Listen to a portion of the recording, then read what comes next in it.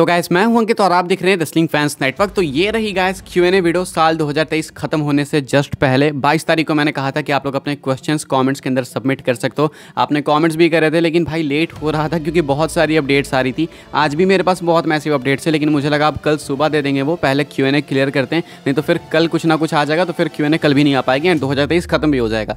तो 2023 खत्म होने से पहले मैंने आपके क्वेश्चंस जुटा लिए हैं, कुछ मैसिव इंपॉर्टेंट क्वेश्चंस, अच्छे खासे क्वेश्चंस है इस वीडियो के अंदर, 15-16 क्वेश्चंस हैं। तो शुरू करते हैं। सबसे पहले ज़्यादा नहीं टाइम वेस्ट करेंगे, लंबी वीडियो बन सकती है। सबसे पहला क्वेश्चन है प्रणव दुबे का एंड ये क्वेश्चन भाई मैंने इसलिए नहीं लिया क्योंकि बहुत ही इंटरेस्टिंग है। यहाँ पे इस क्वेश्चन में मौत का खेल हो रहा था तो मुझे लगा भाई ये धमकी वमकी है, थोड़ा सा ये ले लेते हैं, बट प्लीज़ यार ऐसी धमकियाँ मत दिया करो कि मुझे टेंशन ही हो जाए। तो इसलिए मैं पहली बार पिक कर रहा हूँ एंड आखिरी बार पिक कर रहा हूँ ऐसे धमकी वाला क्वेश्चन, ठीक है। यहाँ पे भाई कहते हैं bro please pick my question this time, रोते हैं थोड़ा सा। My question is that can Roman lost the title at Royal Rumble and big shocker can happen, थोड़ा सा चौक रहे हैं यहाँ पे। उसके बाद कहते हैं ब्रो प्लीज़ कर लेना इस बार, अगर पिक नहीं करोगे तो मैं आत्महत्या कर लूँगा एंड आई एम सीरियस। उसके बाद फिर से रोते हैं। तो ये मौत का खेल हो रहा था यहाँ पे तो मुझे लगा पिक कर लेते हैं, ठीक है। अब क्वेश्चन का आंसर कर देते हैं। भाई कहते हैं कि क्या रोमन रेंस हार सकते हैं रॉयल रंबल के अंदर, क्या ये बहुत बड़ा सॉकर हो सकता है? भाई इस क्वेश्चन का सिंपल आंसर है एंड इसका आंसर है नहीं, रोमन रेंस रॉयल रंबल के अंदर नहीं हारेंगे। अब रैंडी ऑर्टन के साथ उनका क्लोज मैच हो सकता है लेकिन रोमन रेंस हारने नहीं वाले हैं। देन इसके बाद जो अगला क्वेश्चन आता है वो आता है कार्तिक सिंह चौहान का।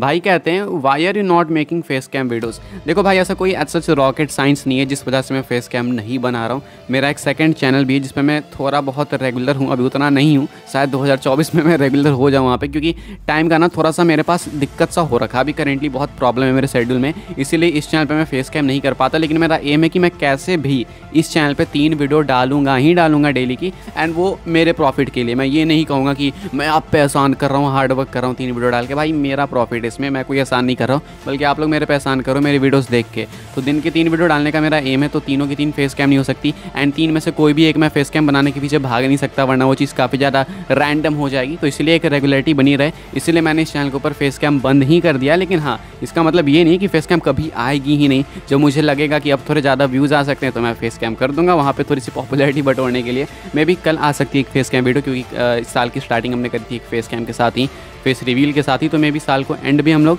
एक फेस कैम वीडियो के साथ करेंगे, मे भी एक अपडेट वाली फेस कैम वीडियो। अगर चाहिए होगी तो कमेंट कर देना, चाहो तो भाई, वरना मैं ऐसे बना भी दूँगा, क्योंकि मेरा भी है कि साल मैंने स्टार्ट किया था फेस कैम के साथ, तो एंड भी एक बार फेस कैम के साथ ही कर देंगे। इसके बाद जो अपना अगला क्वेश्चन है वो है आकाश रॉय की तरफ से। भाई कहते हैं क्या अगर आप क्रिएटर नहीं होते, अच्छा क्रिएटर नहीं होते तो क्या आप WWE के इतने सारे डिटेल्स को फॉलो करते? ऑब्वियसली बिल्कुल नहीं भाई। अगर मुझे पता भी चल जाता ना कि WWE की इतनी अपडेट्स आती है ये वो, क्योंकि पता चल ही जाता अगर मैं ट्विटर पे रहता अगर मेरे पास अभी तक फ़ोन रहता तो। एंड अगर मैं क्रिएटर नहीं होता तो मैं शायद इतनी डिटेल्स फॉलो नहीं करता, मतलब सिंपल आंसर है। हालांकि मुझे पता चलता कि ये सब कुछ चल रहा है लेकिन मैं अवॉइड करता चीज़ों को, बट अब मैं अवॉइड नहीं कर सकता हूँ। एंड 2023 के अंदर आप एक कट्टर वाले WWE फैन हो, रेसलिंग फैन हो, अगर आपके पास ट्विटर है तो आई थिंक आपको सब कुछ पता चल ही जाएगा। तो बस आपको अवॉइड करना है अगर आप स्पॉइल होना नहीं चाहते हो तो अगर मैं क्रिएटर नहीं होता तो मैं भी देन अवॉइड करने की ही कोशिश करता। हाँ, कभी कभी ऐसा नहीं है कि बिल्कुल ही अवॉइड करता, कभी कभी हाइप बनाने के लिए भी ये चीज़ें ज़रूरी होती है। तो मेरे अकॉर्डिंग कभी कदार मैं देखता, लेकिन मैक्सिमम मैं अवॉइड करता ही चीज़ों को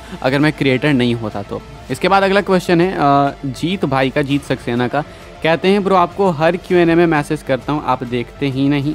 क्या एलिमिनेशन चेंबर में रॉक की वापसी हो और फिर स्टोरी लाइन चले Roman versus Rock as WrestleMania? तो भाई आपका क्वेश्चन मैंने देख लिया एंड इसका क्या आंसर है कि रॉक वर्सेस रोमन हो सकता है क्या रेसलमेनिया के अंदर, क्या रॉक एलिमिनेशन चेंबर में आ सकते हैं? ये मैंने अपडेट वीडियो के अंदर वैसे भी बता के रखा है कि रॉक मेरे अकॉर्डिंग आ सकते हैं एलिमिनेशन चेंबर में। ये कोई बहुत शॉकिंग चीज़ नहीं होगी मेरे लिए, क्योंकि वो स्मैकडाउन में आ चुके हैं एक बार। तो एलिमिनेशन चेंबर फिर भी एक मैसिव इवेंट है एंड एक इंटरनेशनल PL ही है। रेसलमेनिया में Roman rock I don't think होने वाला है। अगर रॉक आ भी जाते हैं एलिमिनेशन चेंबर में तो वो अगर एलिमिनेशन चेंबर में आएंगे तो मे बी एक फ्यूचर फ्यूड को फोर्स शैडो करने आएंगे, जो कि शायद रेसलमेनिया 41 में उनकी रोमन के अगेंस्ट। लेकिन आई डोंट थिंक कि रॉक जो है वो रोमन को फेस करने के लिए रेसलमेनिया में आएंगे। इसके बाद जो अगला क्वेश्चन है वो एक यूज़र CE2EE का है, ठीक है। कहते हैं क्या कमेंट्री में भी हील और फेस होता है? Please pick my question. बिल्कुल हाँ, कमेंट्री में भी होता है हील और फेस। क्यों होता है?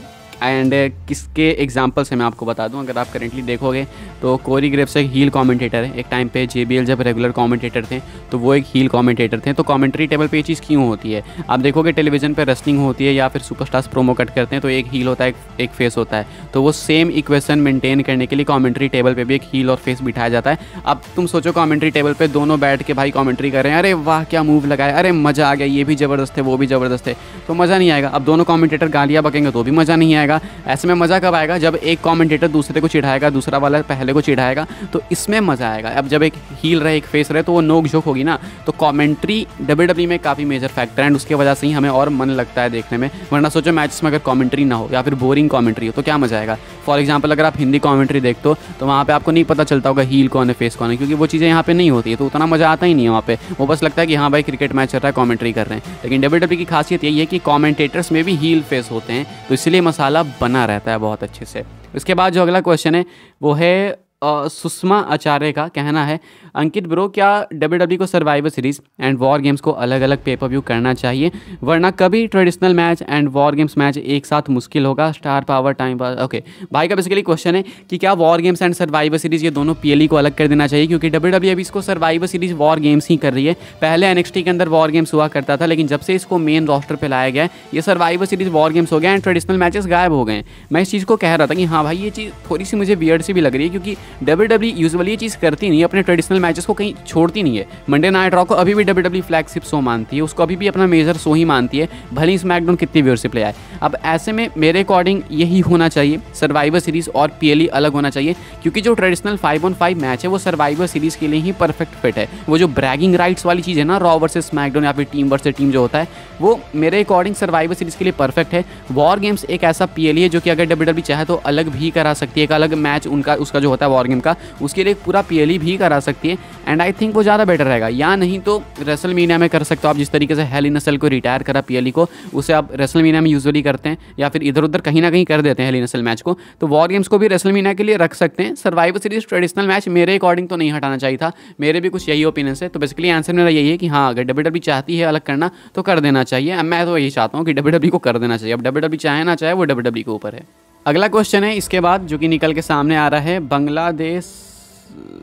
ओके यहाँ पे भाई का क्वेश्चन है, इस नहीं समझ आया मुझे। ओके ठीक है, is there any connection between the WWE and it begins again YouTube channel, क्या कोई कनेक्शन है WWE और it begins again YouTube channel के बीच में? तो जिसको नहीं पता इट बिगिंस अगेन के बारे में तो बता दूं कि ये ब्रे वाइट को लेकर कुछ क्रिप्टिक टीजर्स वगैरह अपलोड किया करते थे। अब अभी तो मैं देखता नहीं, फॉलो नहीं करता, जब से ब्रे वाइट की अनफॉर्चुनेट डेथ हो गई तब से तो मैंने छोड़ ही दिया देखना। लेकिन क्या कोई कनेक्शन है WWE और इस चैनल के बीच में? देखो WWE और इस चैनल के बीच में कनेक्शन नहीं है। जब ब्रे वाइट थे तो ब्रे वाइट और इनके बीच में कनेक्शन जरूर से था, 100% था। लेकिन अब क्योंकि ब्रे वाइट नहीं है तो ये कनेक्शन भी टूट चुका होगा एंड WWE से कोई भी कनेक्शन नहीं है। अगर WWE कभी बिठाना चाहती है तो बिठा सकती है, लेकिन एज सच अभी कोई एफिलिएटेड नहीं है WWE के साथ। इसके बाद जो अपना अगला क्वेश्चन है वो निकल के सामने आता है राम रख यादव का। राम रख यादव का ये क्वेश्चन है एंड भाई कहते हैं bro Drew McIntyre is a very good wrestler, he is having a huge fan base and has full potential. In this year he lost to Gunther twice in championship match and to Rollins once, should he won at day 1, please answer. तो हाँ भाई obviously Drew McIntyre को तो मैं भी बहुत appreciate करता हूँ, वो जो वर्क डिलीवर करते हैं WWE के लिए वो बहुत ही अप्रिशिएटेबल है, मैं तो हमेशा करूँगा।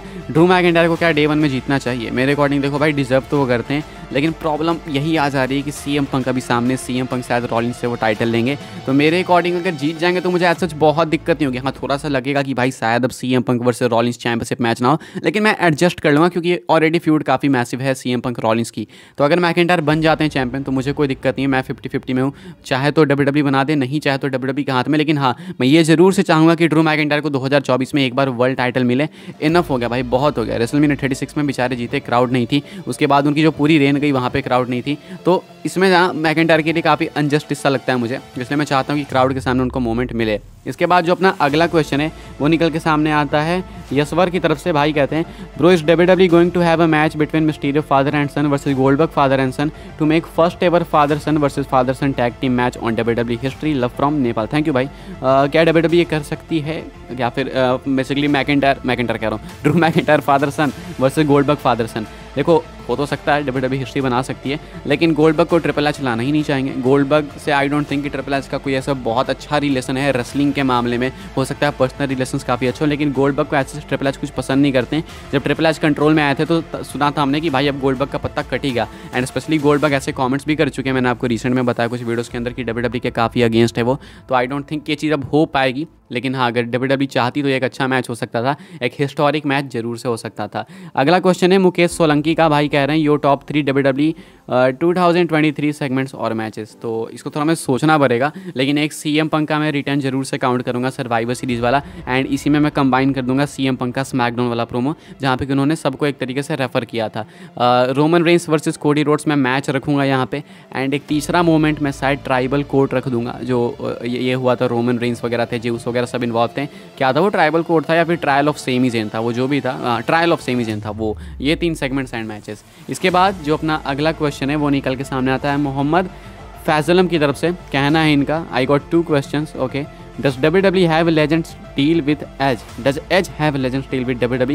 Will he appear in WWE 2K24 game? तो पहले इसका आंसर करते हैं। एज का कॉन्ट्रैक्ट किसी भी तरीके से WWE के साथ नहीं है, वो AEW के साथ डील के अंदर है। तो आप 2 कॉन्ट्रैक्ट 2 अलग अलग कंपनी के साथ नहीं साइन कर सकते। एक कंपनी में रह के 2 कॉन्ट्रैक्ट साइन कर सकते हो, लेकिन 2 अलग कंपनी में अलग अलग कॉन्ट्रैक्ट नहीं कर सकते।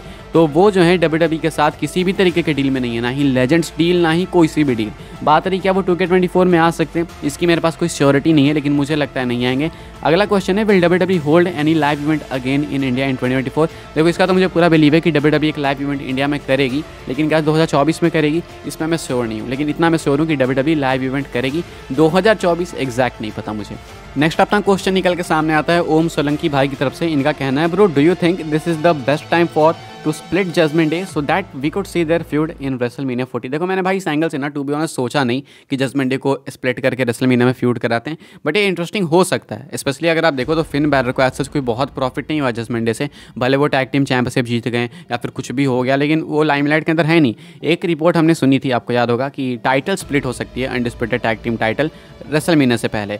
तो क्या पता ये टाइटल जो स्प्लिट होने वाली है वो शायद इसी चीज़ की तरफ लीड करे, मे बी जजमेंट डे ही आपस में फ्यूड कर ले रेसलमेनिया के टाइम। रिया रिप्ली तो इससे अलग ही रहेंगी क्योंकि उनका एक अलग मैच होगा, लेकिन हो सकता है कि फिन बैलर डैमन प्रिस्ट कुछ आपस में ही कर ले भाई झगड़े वगैरह, तो मे भी हो सकता है चांसेस हैं। इसके बाद जो अगला क्वेश्चन है गाइस वो है अर्घ समंता का। भाई यहाँ पे कहते हैं, WWE should save Roman versus Cody Part 2 for WrestleMania 41, where Cody will finish the story. At WrestleMania 40, Roman should face The Rock once in a lifetime match, and Cody should face John Cena. What do you think about it, bro? By the way, love your videos. Thank you, भाई। मेरे according Roman versus कोडी WrestleMania 40 में ही होना चाहिए, क्योंकि अगर part 2 करा रहे हो तो फिर उसके लिए 2 साल वेट करके फिर करने की जरूरत नहीं है। मेरे अकॉर्डिंग बैक टू बैक हो जाए तो ज़्यादा ही बेटर होगा। मेरे ये ओपिनियन से मैं चाहता हूँ रोमन वर्सेस कोडी अगर करना ही है तो रेसलमेनिया 40 में ही करके निपटाते हैं, एंड ये टाइटल को इक्वेशन से हटा ही देते हैं, क्योंकि रॉक वर्सेस रोमन टाइटल के लिए होगा तो बहुत ही ईजी टू प्रेडिक्ट मैच हो जाएगा। तो मेरे अकॉर्डिंग अभी रोमन के पास टाइटल है तो रोमन वर्सेस कोडी ही रेसलमेनिया 40 में ज़्यादा सूटेबल होगा। इसके बाद जो अपना अगला क्वेश्चन है, जो अपना आखिरी क्वेश्चन है, वो है संकल्प चावन की तरफ से। कहना है भाई का, can another Bloodline addition in WrestleMania cost Cody Rhodes his defeat, or we can expect a thrilling WrestleMania like Survivor Series where match happened the Authority versus Team Cena? Okay, तो यहाँ पे भाई का basically एक तरीके से मान के चलो 2 क्वेश्चन है। एक तो कि क्या ब्लड लाइन के अंदर कोई और नया मेंबर आ सकता है रेसलमेनिया के अंदर जो कि कॉस्ट करे Cody Rhodes को एक बार फिर से अपॉर्चुनिटी? मेरे हिसाब से ये चीज़ नहीं होगी, क्योंकि ये बहुत ही रेपिटेटिव चीज़ हो जाएगी, लेकिन एंगल बहुत सही होगा अगर जिला फाटू या फिर कोई जिला फाटू, वैसे शायद AEW में जा रहे हैं, लेकिन अगर कोई आ जाए एक नया मेंबर तो इंटरेस्टिंग जरूर से होगा। लेकिन अगर वो आ भी जाएगा तो मेरे अकॉर्डिंग कोडी इस बार जीतेंगे ही जीतेंगे। उसके बाद बात आती है कि क्या रेसलमेनिया पे थ्रिलिंग हो सकता है जस्ट लाइक सर्वाइवर सीरीज, क्या अथॉरिटी वर्सेस टीम सीना, ऐसा कुछ आई डोंट थिंक इतना कुछ हो सकता है। लेकिन हाँ, रेसलमेनिया वैसे भी एक मैसिव पेपर व्यू, तो कुछ भी करेंगे तो बड़ा ही दिखेगा। फिलहाल गैस ये थी 2023 की आखिरी Q&A video, and I hope so कि मैंने जितने इंपॉर्टेंट क्वेश्चन है वो पिक करे हैं। सबको ऑब्वियसली नहीं पिक हो पाया, लेकिन आप भी देख सकते हो इस बार मैंने ज़्यादा क्वेश्चन पिक करे। ठीक है, वीडियो के लिए बस इतना ही कुछ था। आई होप सबको पसंद आई हो। पसंद आए तो वीडियो को लाइक करें, शेयर करें, सब्सक्राइब करें चैनल को। कल मिलेंगे अपडेट्स वीडियो के साथ। फॉलो कर सकते हैं आप लोग मुझे इंस्टाग्राम एंड ट्विटर पर, लिंक आपको मिल जाएगा डिस्क्रिप्शन में। ज्वाइन कर सकते हैं व्हाट्सएप चैनल को, उसके भी लिंक है डिस्क्रिप्शन में। मिलते हैं अपनी नेक्स्ट ऑफर काफ़ी इंटरेस्टिंग वीडियो में।